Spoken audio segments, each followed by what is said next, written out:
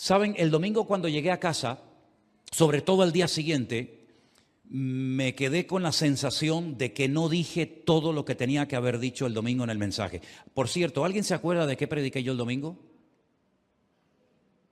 Sí, no voy a tener que predicar el mensaje del domingo otra vez. De Ana. Ok, de Ana. Pero salí con la sensación de que cosas que no quería decir las dije y cosas que quería decir no las dije. Entonces lo que hice al llegar a casa, tomé nota de algunas cosas que creo que son muy importantes que se digan referente a esta mujer y quiero compartirlas en esta noche. Pero vamos a hacer una oración un momentito y pedir al Señor que bendiga este tiempo de estudio de la palabra. Gracias, Padre Santo y Padre Bueno, te damos gracias, Señor, porque tú estás aquí en medio nuestro, Señor. Gracias porque podemos venir a alabarte, a exaltarte y a levantar tu nombre en alto, Señor. Te pido, Señor, que ahora, Señor, temas tú el control de este tiempo, Señor, que sea tu palabra la que se imparte en esta tarde, Señor, como siempre. Unge, Señor, los labios del pastor, Señor, y que caiga sobre todo en buena tierra, Padre. Pongamos en práctica tu palabra, Señor, en el nombre de Jesús. Amén. Amén, amén. Y tenemos que acostumbrarnos que cuando alguien ora, toda la iglesia tiene que decir un fuerte amén. Eso es. Saben que hoy estuve viendo una predicación que di hace 10 meses. Yo no suelo ver lo que yo predico, ¿saben? No es que me gusta verme predicar, al contrario, a veces me asusto cuando me veo predicar. Pero hoy vi una predicación que di hace 10 meses sobre la palabra amén. Les recomiendo que la vuelvan a ver. Me gustó mucho, Me gustó mucho lo que ese chico dijo hace 10 meses sobre la palabra amén. De hecho, no me acordaba de muchas cosas que dije, pero la verdad es que me bendijo mucho, ¿no? Escuchar lo que el Señor me dio hace 10 meses sobre la palabra amén. Pero quiero llevarles una vez más a 1 Samuel, capítulo 1. 1 Samuel, por favor, capítulo 1. Leíamos el domingo acerca de la situación del hogar de Ana, donde ella es una esposa más, puesto que Elcana tenía 2 mujeres, 2 esposas. Una llamada Penina, que le daba hijos, y otra llamada Ana, que era estéril. Pero vimos cómo ella oró al Señor, derramó su alma delante del Señor, y lo que era totalmente imposible que sucediera, milagrosamente ocurrió. Porque para Dios no hay nada imposible. En aquellos días, en aquellos tiempos, en aquella cultura, cuando una mujer no podía dar a luz hijos, se consideraba que era una maldición, un castigo de Dios, por algo que tal vez había hecho ella o sus antepasados, y entonces generalmente las mujeres estériles se recluían en casa, les daba mucha vergüenza salir a las calles porque la gente, ya saben cómo es, comenzaban a hablar y a decir, bueno, sabe Dios lo pecadora que es, sabe Dios algo que habrá hecho y Dios le ha cerrado la matriz, en fin, todo eso. Pero ella un año subió a Shilo, que era donde durante muchísimo tiempo colocaron el tabernáculo que habían traído del desierto, y allí todos tenían que subir una vez al año a celebrar una serie de fiestas, como bien saben ustedes. Y en una ocasión, dice la Biblia, que ella con amargura de alma, versículo 10, oró al Señor y lloró abundantemente. Algunos piensan que como lloró abundantemente, el Señor escuchó su oración. Bueno, hermano, llorar no está mal, pero no es un requisito indispensable para que el Señor le oiga y para que mucho menos le responda a su oración. Si usted ora y no llora, no pasa nada. Pero si ora y llora, pues está bien, gloria a Dios. No vamos a pensar que es más espiritual la persona que llora mientras ora que aquella que ora y no llora, ¿no? Pero la Biblia refleja, la Biblia registra el hecho de que esta mujer con amargura de alma oró y lloró abundantemente. Y vimos también cómo ella hizo un voto que tampoco es obligatorio hacerlo cuando uno le pide algo al Señor. Ahora, alguien, si se pregunta a alguien en esta tarde aquí o en casa de los que nos están viendo, hoy en día yo puedo hacer un voto, hoy en día yo le puedo prometer algo al Señor. Bueno, no es nada malo. Solamente le recuerdo que la Biblia dice que es mejor que no prometas a que prometas y luego no cumplas. Si le prometes algo al Señor, piénsalo bien, porque las promesas hay que cumplirlas. Amén, hermanos. Y ella le prometió, ella hizo un voto y le dijo al Señor que si el Señor la sanaba, si el Señor le daba un hijo varón, pues ella se lo dedicaría al Señor todos los días de la vida del niño. No fue una decisión que tomaría el niño. Ella la tomó por su criatura que vendría en el futuro. ¿Y cómo se diferenciaba en aquellos tiempos a una persona que había hecho un voto de vivir dedicado única y exclusivamente al Señor? Pues haciendo un voto que se llamaba voto de nazareo, no de nazareno, que no tiene nada que ver, sino voto de nazareo. Si ustedes quieren saber más acerca de en qué consistía ese voto, tienen que leer en Números capítulo 6. No lo vamos a hacer ahora, pero si quieren tomen nota. Cuando lleguen a casa buscan Números capítulo 6 y ahí se dice o se decía lo que tenía que hacer una persona si quería hacer ese voto. No podía beber bebidas alcohólicas, no podía tocar cadáveres o tener ningún contacto con cosas muertas, no podía cortarse el pelo todo el tiempo de su voto. Tal vez el hombre más conocido que hizo este voto fue, ¿quién? Sansón, ¿vale? Que no es que tuviera la fuerza en el pelo, sino que el pelo largo era señal del voto que tenía hecho con el Señor, y en el momento en que le cortan el cabello es como si él hubiera cortado su comunión con el Señor y automáticamente se convierte en un hombre, pues, como cualquier otro, vulnerable, incluso perdiendo la vida y la vista. Dedicar a su hijo al Señor, sabiendo cómo estaba el liderazgo en aquella época, había que tener mucha fe.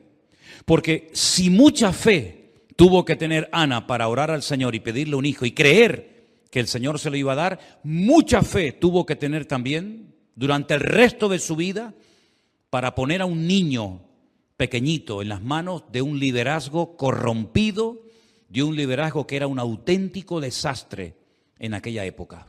Y no solamente me refiero al viejo Elí, sino a los hijos de Elí, Ofni y Fines, que como leímos el domingo pasado, en el capítulo 2, por ejemplo, versículo 12, dice que eran hombres impíos, Bené y Belial, más fuerte todavía lo que dice en hebreo, hijos del diablo.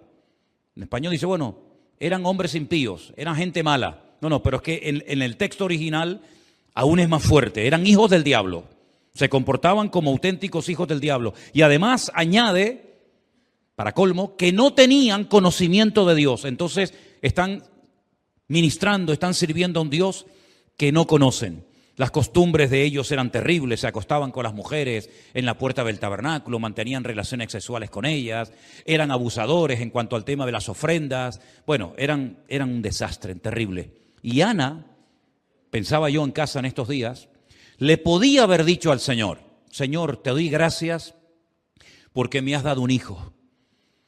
Recuerdo el voto, recuerdo la promesa que hice, pero Señor, no creo que sea sabio, no creo que sea correcto poner a mi hijo, en este momento, en manos de esta gente. Porque ¿qué le van a enseñar a mi hijo? Des en cuenta que Ana no vivía allí. Ana vivía muy lejos de Shiloh.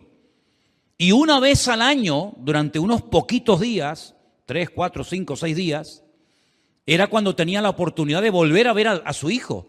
Pero hasta el año que viene no lo podía volver a ver. ¿Tú pondrías a tu hijo o a tu hija en manos de personas corruptas que hacen unos pecados tremendos y te irías a tu casa a comer, a dormir y a vivir tranquilo o tranquila? ¿Tú lo harías? Fuerte, ¿eh? Pero ¿saben qué? Yo veo en Ana una mujer de fe. Y eso que no se menciona su nombre en Hebreos 11.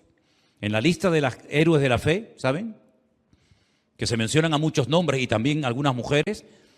Lo que me llama la atención es que no se habla de ella. Claro, no se va a nombrar a todos, evidentemente, sino la lista de Hebreos 11 sería una lista interminable. Pero ella demostró fe antes y después de haber dado a luz. Antes porque era estéril y solamente Dios podía hacer un milagro. Y después porque durante toda su vida se desprendió de su hijo porque era lo que le había prometido al Señor. Y ella fue coherente con el voto, con la promesa que le hizo a Dios. Por eso dije hace un instante que si le prometes algo al Señor, piénsalo bien porque te comprometes a tener que cumplir el voto, la promesa que le has hecho al Señor. Algunos dirán, pero hoy en día o en el Nuevo Testamento hay gente que hacía votos, o eso era una cosa de los judíos en el Antiguo Testamento. Bueno, permítame decirles o recordarles que en el Nuevo Testamento un famoso predicador, ¿ya saben de quién estoy hablando? Dice que hizo un voto. Y siempre en el voto o en la promesa siempre hay algo que se tiene que hacer. No solamente pensar o proponer, sino algo que se tiene que hacer como señal de que has hecho un voto. Y estoy hablando nada más y nada menos que del apóstol Pablo. ¿Se acuerdan? Dice que hizo un voto. ¿Y cuál fue la señal de su voto?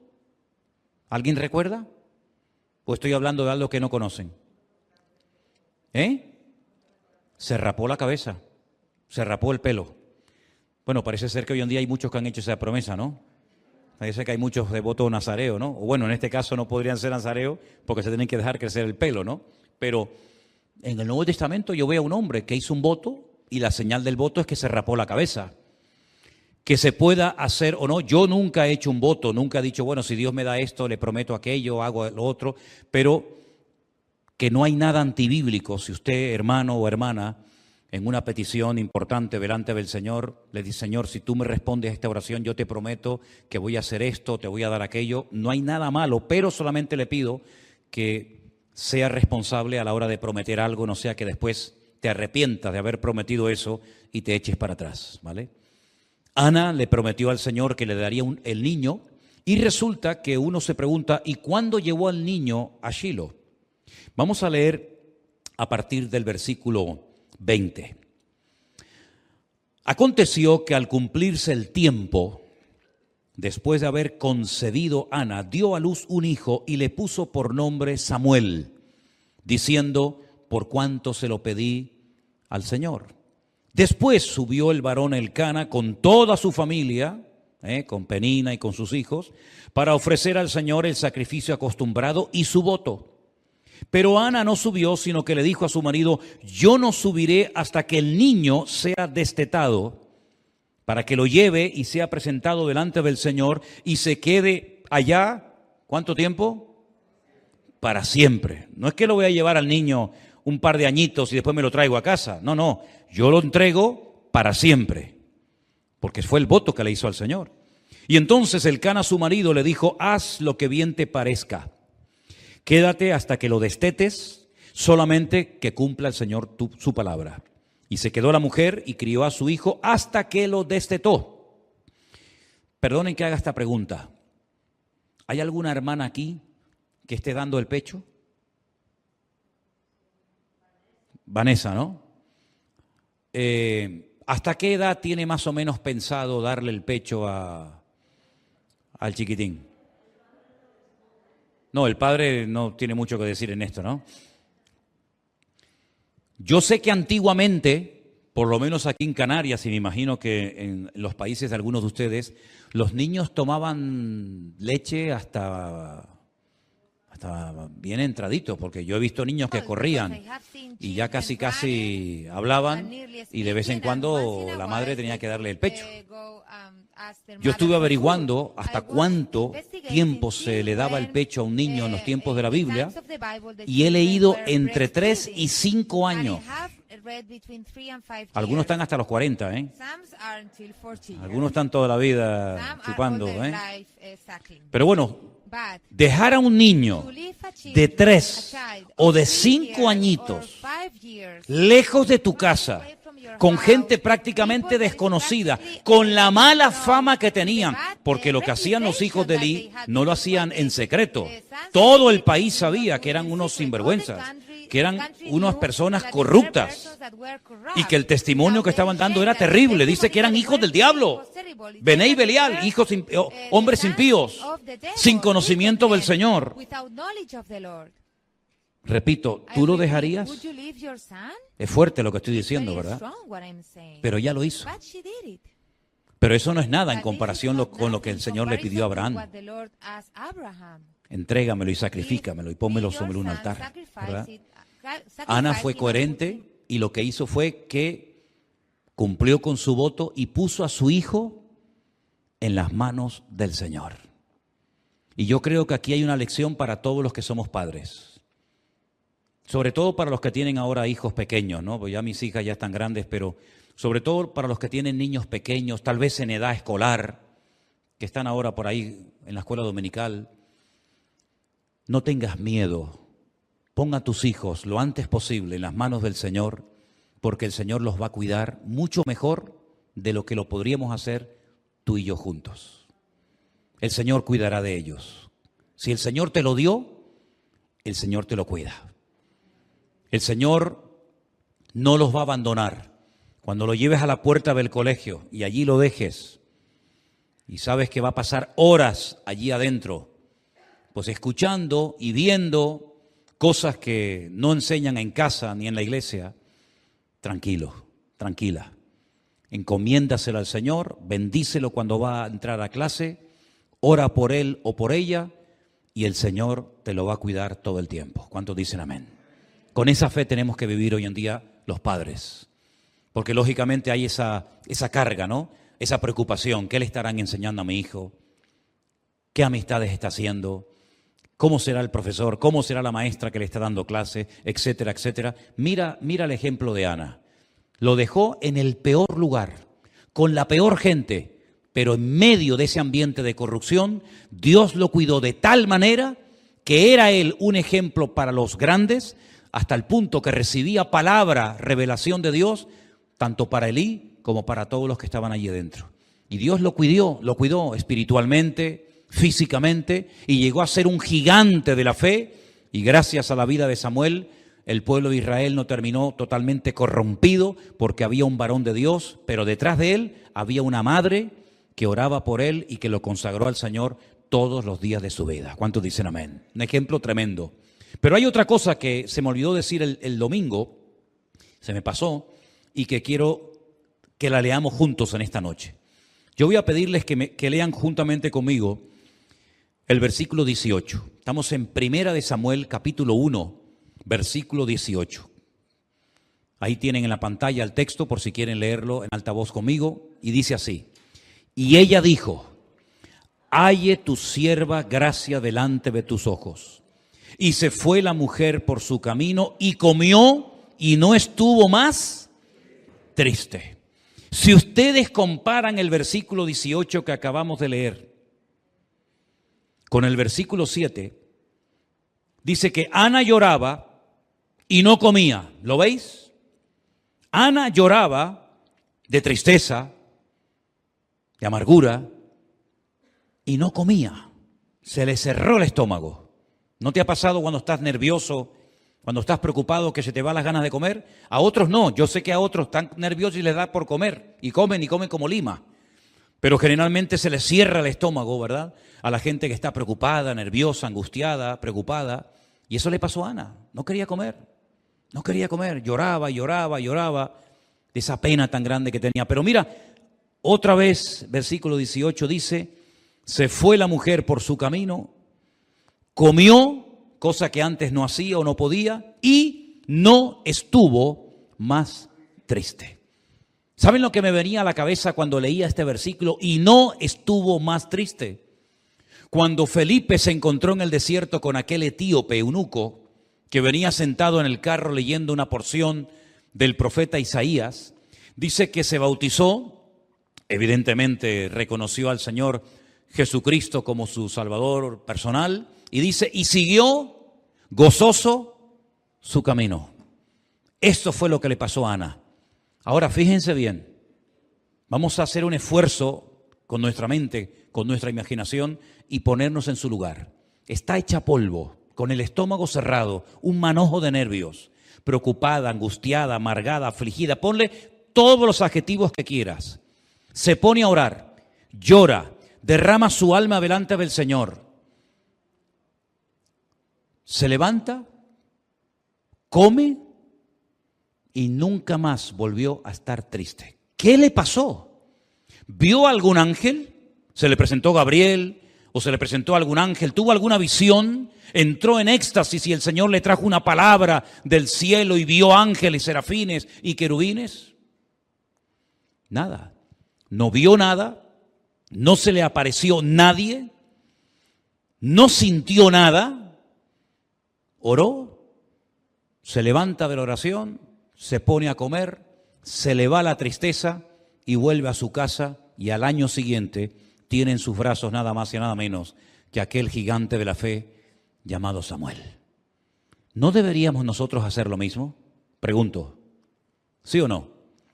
¿No deberíamos actuar igual? ¿Te estás cargado? ¿Estás preocupado? ¿Angustiado por lo económico, con los hijos, en fin, con lo que sea? Hagamos lo que hizo Ana, porque funcionó. Y lo que funciona hay que imitarlo y hay que hacerlo. Ponte de pie, de rodillas, sentado, como quieras. Ora, presenta tu vida, tu petición delante del Señor. Desahógate y llora y clama y haz lo que quieras delante de la presencia del Señor. Cuando digas amén, te levantas, comes, y se acabó. Y no vamos a estar otra vez con lo mismo, hablando de lo mismo, triste, llorando, preocupado, angustiado, que mira que no me llamó, mira que sí me llamó, mira lo que me dijo, mira que no sé qué. Se acabó, hermanos. Cambió por fuera y por dentro. No comía, ahora como. Estaba triste, ahora estoy alegre. Antes no se podía estar al lado de ella porque estaba siempre de mal humor, irritada, preocupada, nerviosa. Ahora da gusto estar al lado de esta mujer. Es otra mujer. Cambió completamente. Fíjate cómo cambió, que yo el domingo les recuerdo que leí todo el cántico, toda la oración profética del capítulo 2. Que les voy a pedir que esta noche, si puede ser y se acuerdan, vuelvan a leerla, por favor, antes de dormir o en la cama, cojan su Biblia y lea 1 Samuel 2, del 1 al 11, donde esta mujer es otra completamente. Se goza, se alegra, profetiza, le atribuye al Señor cosas que nadie había visto hasta ese momento. Y déjenme que les dé un dato que me llamó la atención. Es la primera vez en la historia bíblica, y lo voy a leer en el versículo 10, que ella dice: el Señor juzgará a los confines de la tierra y dará poder a su rey y exaltará el poderío de su ungido. Es la primera vez que una persona, en este caso una mujer, menciona la palabra ungido. Claro, algunos dicen, bueno, ¿se refería al rey David? No digo que no. Pero sin lugar a dudas, el ungido, el Mesías, por excelencia, ¿quién es? Nuestro Señor Jesucristo. Fíjense el cambio del capítulo 1. En el mismo capítulo 1 se ve una mujer al principio y una mujer diferente al final. Y ya en el capítulo 2 es un encanto de mujer.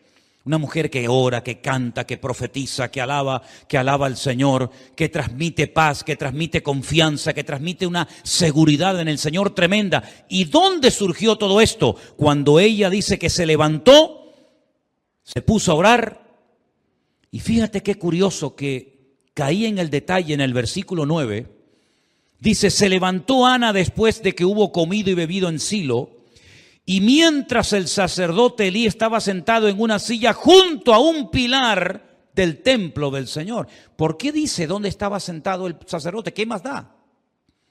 Tiene que tener alguna razón de ser. Que diga que ella se pone a orar cerca del pilar, de la columna, donde hay un hombre sentado, y ese hombre era el sacerdote Elí. Saben que los judíos en aquel tiempo y hoy en día, en las puertas de su casa, entrando a mano derecha, así en un costadito, ponen una cajita, un tubito, que lo llaman la mezuzá, donde dentro hay versículos de la Biblia.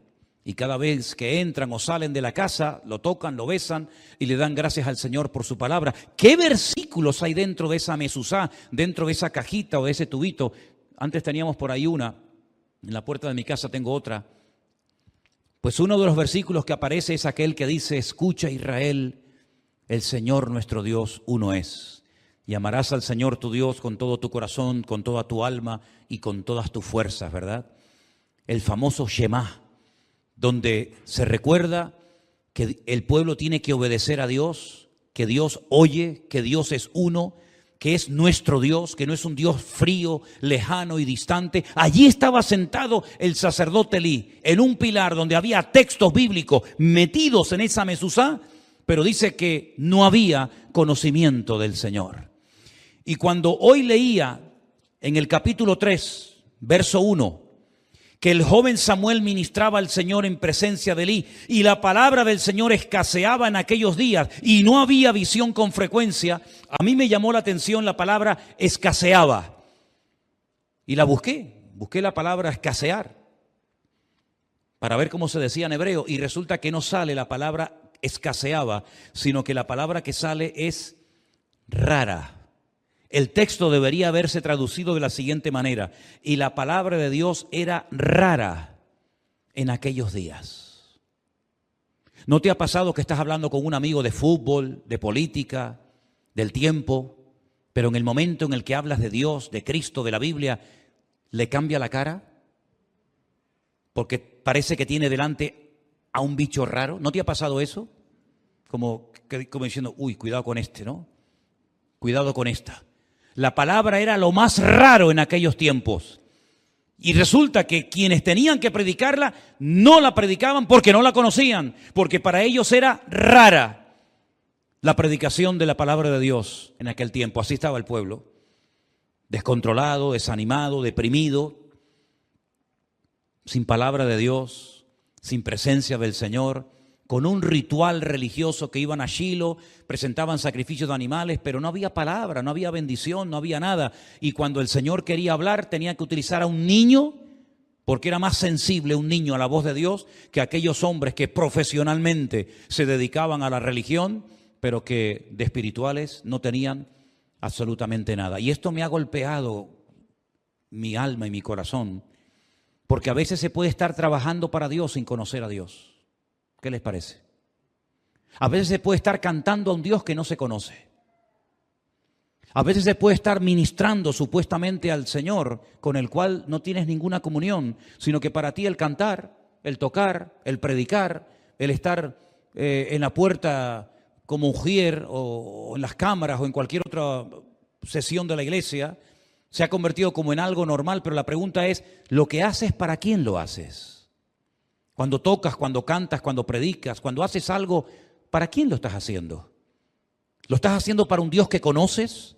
¿Un Dios con el cual has tenido comunión a lo largo del día? ¿O es hoy la primera vez, en este día jueves, que tú has cantado y orado al Señor? No puede ser. No puede ser que si no hubiera culto hoy jueves, como es hoy culto, no hubieras orado ni alabado al Señor, ni hubieras tenido un momentito para hablar con Él y decirle: ¿qué tal, Señor? Me alegro de estar contigo, qué bueno que soy tu hijo, que tengo tu palabra, que te conozco, que te sirvo. Yo espero que no sea necesario venir a un culto de un jueves para que tengas un poquito de comunión con el Señor. Por eso, vuelvo a insistir lo que dije al principio, los domingos, los jueves un poco más complicado, ¿verdad? Pero los domingos no vengan directamente al culto, incluso algunos tarde, porque es increíble que todavía algunos hermanos y hermanas, después de años, de tantas veces que se ha dicho, todavía hay gente que los domingos llega tarde al culto. Lo entiendo que los jueves por cuestiones de trabajo, pero generalmente un domingo venir tarde a un culto como que no pega, ¿no? Como que no cae bien. Por eso yo les animo a que vengan antes de los cultos y en vez de estar en la puerta hablando de qué están hablando, antes de un culto, donde vas a entrar a la presencia de Dios, a ministrar, a cantar, a predicar, a tocar. ¿De qué estás hablando ahí en la entrada? Entremos y tengamos comunión con el Señor. Y me parece increíble, increíble que el pastor de la iglesia tenga que animar a la gente a que entren media horita antes de un culto a orar, porque parece que si el pastor no lo dice, como que no nace de la gente. Y yo miro, yo estoy un domingo y otro domingo y otro domingo y veo por el cristal allí hablando a uno y uno que sale y uno que entra y uno que está por allí y el otro que está por allá. Y yo digo, pero qué increíble, si fuéramos levitas, que no lo somos, no podríamos entrar de esta manera en la presencia del Señor. Caeríamos muertos, porque el levita tenía una semana para prepararse para ministrar 10 minutos. El que entraba a poner el incienso allí en el altar estaba una semana con ritos de purificaciones, con sacrificios, que si los pies, que si las manos, que si no podía tocar esto, que si no puedo comer lo otro. Una semana preparándose para ministrar 10 minutos.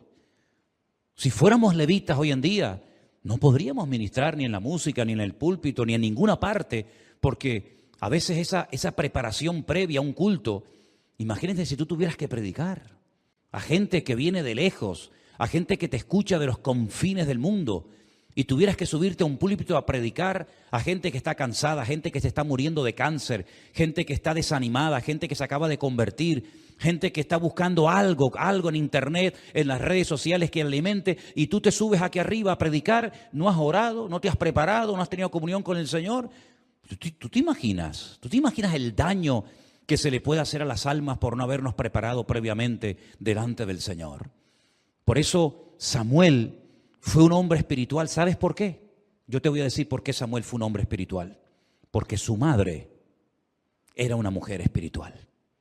Una mujer que amaba al Señor. Y una madre que ama a Dios le transmite eso a sus hijos, sí o sí.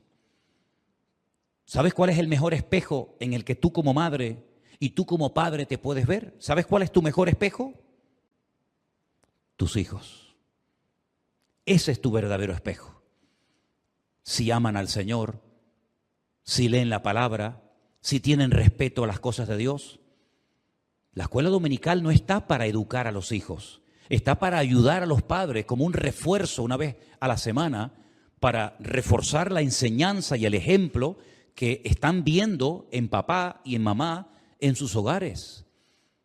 A mí me llama mucho la atención que este niño, cuando fue al templo, no fue para que le enseñaran a ser espiritual. Ese niño, con 3, 4, 5, ponle 8 años, era más espiritual que todo un sacerdocio de la época. ¿Y dónde aprendió esa espiritualidad? ¿Dónde aprendió ese respeto a Dios? Que dice, yo lo leí esta mañana, dice que no dejaba caer a tierra ni una sola palabra del Señor. No lo iba a leer esta tarde, pero leí esta mañana. Aquí está, lo acabo de encontrar. Primera de Samuel, capítulo 3, verso 19. Samuel creció, el Señor estaba con él y no dejó caer a tierra ninguna de sus palabras. Para él la palabra era algo increíble. Todo lo que oliera bendición, todo lo que oliera a Dios, allí estaba Samuel. Allí estaba Samuel. Que había que levantarse temprano, abrir las puertas del tabernáculo, allí estaba Samuel.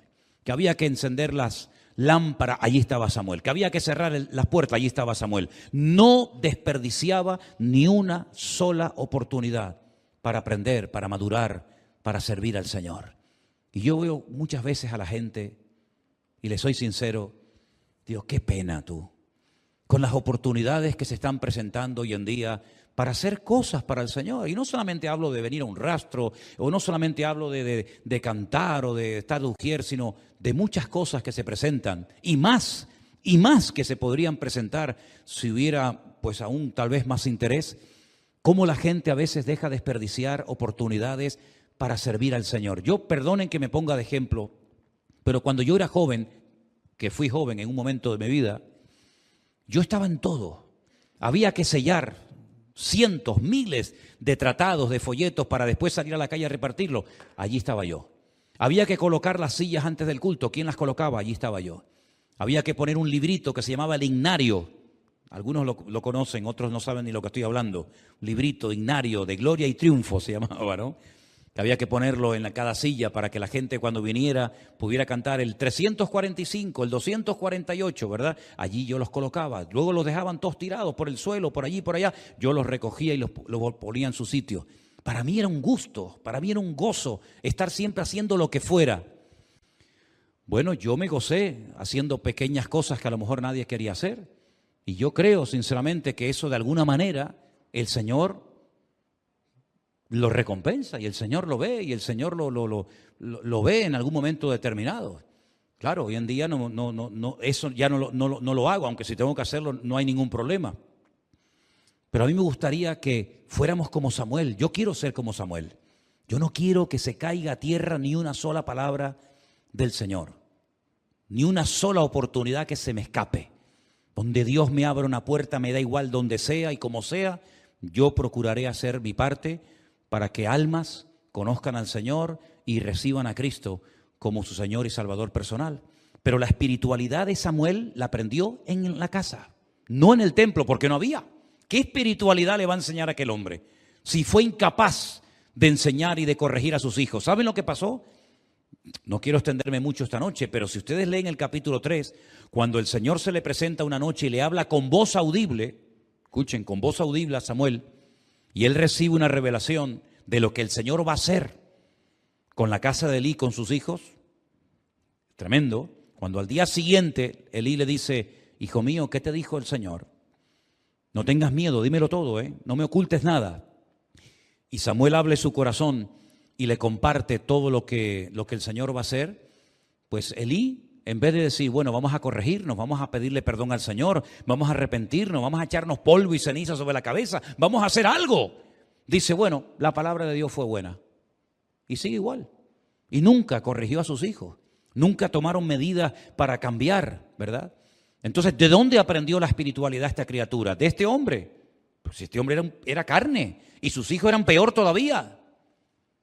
Este niño aprendió la espiritualidad en su casa, con su madre.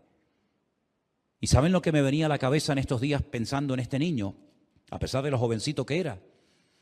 ¿Cómo sabía aquel hombre ya con 40 años, que vivía como un príncipe, porque era el príncipe de Egipto, Moisés, que él no era un egipcio, que su pueblo estaba en la calle sufriendo y que aquellos esclavos que apaleaban y azotaban y humillaban, y algunos hasta la muerte, era su pueblo? ¿Y cómo fue capaz de, dice, renunciar a los deleites temporales de Egipto para sufrir con su pueblo, teniendo por mayores vituperios el vituperio de Cristo que el vituperio o las glorias de Egipto? ¿De dónde sacó esa información? De los años, de los poquitos años que estuvo en su casa con su hermano Aarón, con su hermana Miriam, con su madre, y la madre le inculcó, le metió la palabra, le metió el amor a Dios, ¿verdad? Le metió a Dios en su vida. Después se va al palacio, ya no lo ve nunca más, pero ese niño a los 40 años dice, no, yo no soy de aquí. Yo vivo aquí, pero yo no soy de aquí. Es como nosotros, vivimos en el mundo, pero no somos de este mundo. Entonces él se va a la calle y se identifica con los esclavos, siendo él el príncipe de Egipto. ¿Dónde sacó esa información? ¿De Faraón? Esa información la sacó de su hogar. Luego, hoy en día, el hogar tiene más peso en la vida de nuestros hijos que la misma iglesia. Si la iglesia tiene más influencia en la educación espiritual de tus hijos, algo está fallando en tu casa, algo está fallando en el hogar. Porque yo veo que los grandes hombres de Dios, donde aprendieron la escritura, donde aprendieron a ser hombres de oración, gente responsable y madura, si no, miren a José, miren a Daniel, miren a tantos personajes de la Biblia, fue en el hogar. Entonces te tienes que preguntar, ¿qué tipo de padres estamos siendo? ¿Qué tipo de ejemplo le estamos dando a nuestros hijos? ¿Van a ser nuestros hijos más espirituales que nosotros? Vuelvo a decir lo que dije el domingo, tengan cuidado con darle a los niños de tan temprana edad el teléfono, las tablets, para que no llore, para que no moleste. Y para que no moleste y para que no llore, le das algo que el día de mañana te va a resultar imposible controlarlo y quitárselo de las manos.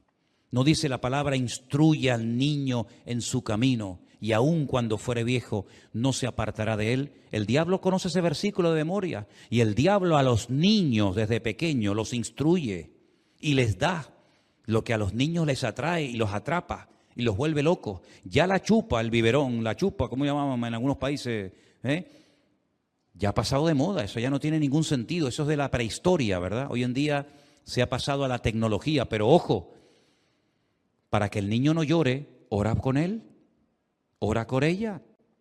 Porque si tú oras y la niña o el niño sigue llorando, yo me plantearía mucho tu influencia espiritual sobre tu hijo. Porque hace años yo me acuerdo en iglesias que los niños estaban inquietos y llorando, y yo lo he visto, cómo el padre o la madre o el mismo pastor o un hermano se juntaban allí y oraban con el niño o con la niña y se quedaba dormido. Y eso hace años que yo no lo veo en las iglesias, pero yo lo vi en mi juventud.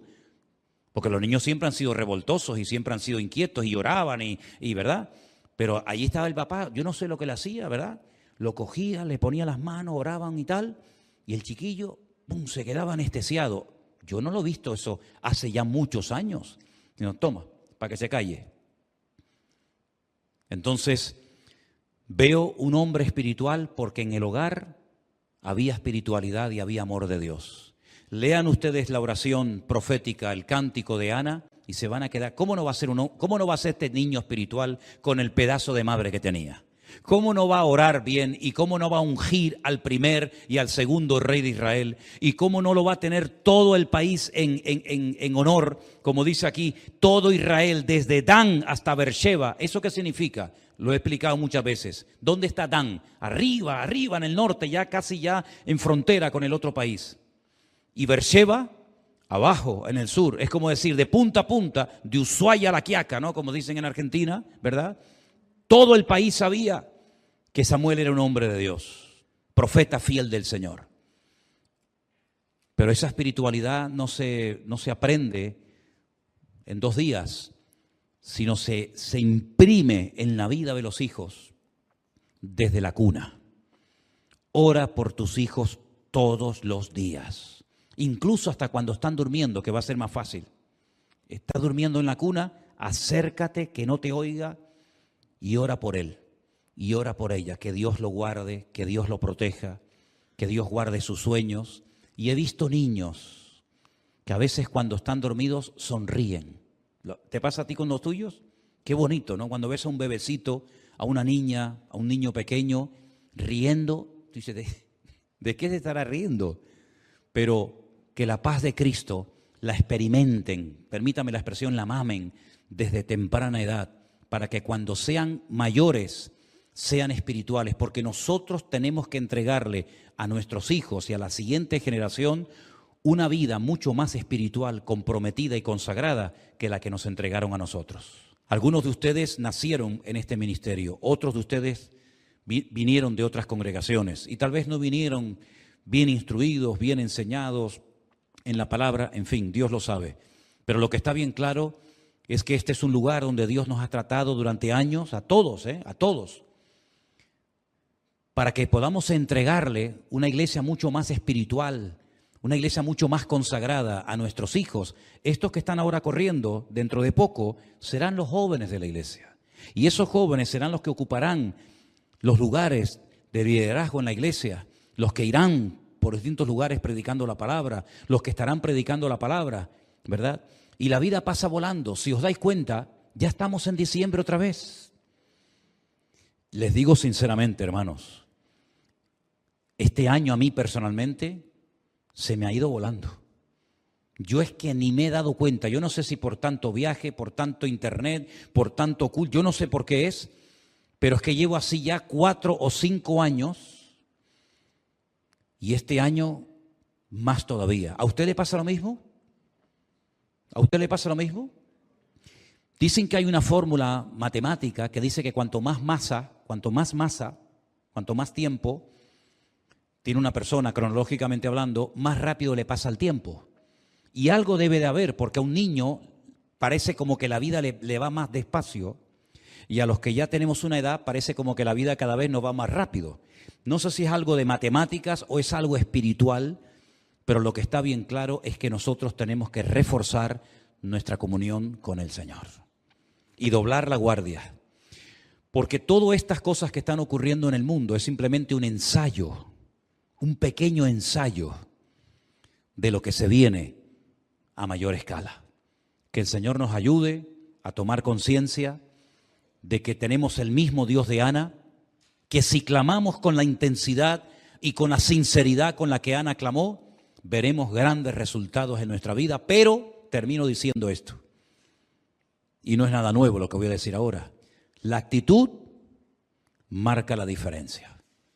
Ana dijo, basta, ya no voy a seguir más tiempo así, voy a orar, voy a comer, voy a gozarme en el Señor, y su vida cambió radicalmente. Nosotros tenemos que decir, basta, a partir de ahora voy a ser diferente, voy a orar distinto, voy a tomarme en serio mi comunión con el Señor, más incluso de lo que me la he estado tomando hasta el día de hoy, y vamos a ver resultados, porque Dios está deseoso de sorprender tu vida.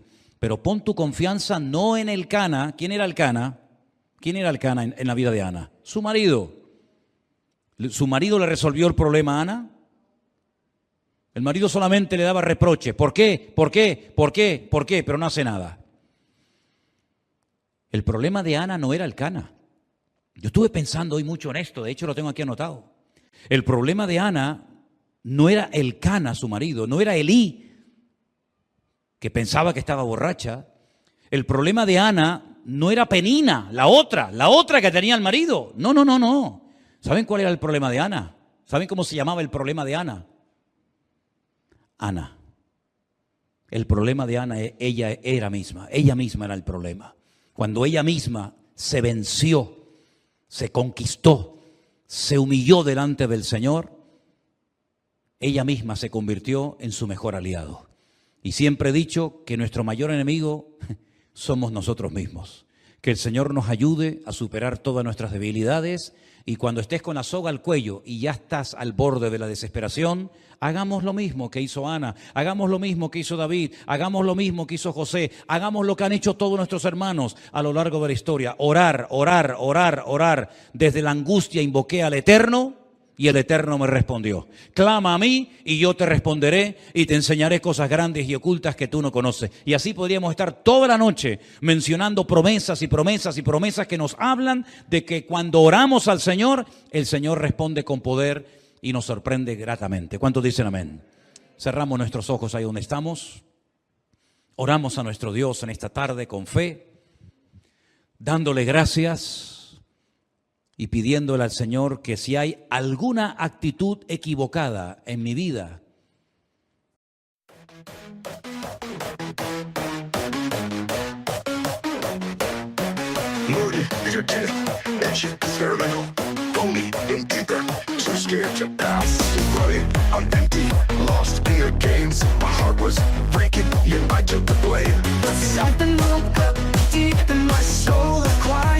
whisper that took control. Learn to stand, to hold my own. Say goodbye to things I know. Hold the power and know it set me free. Letting go of what wasn't meant for me. Found my voice, my strength, my own way to grow. Oh, there's beauty in the power of no.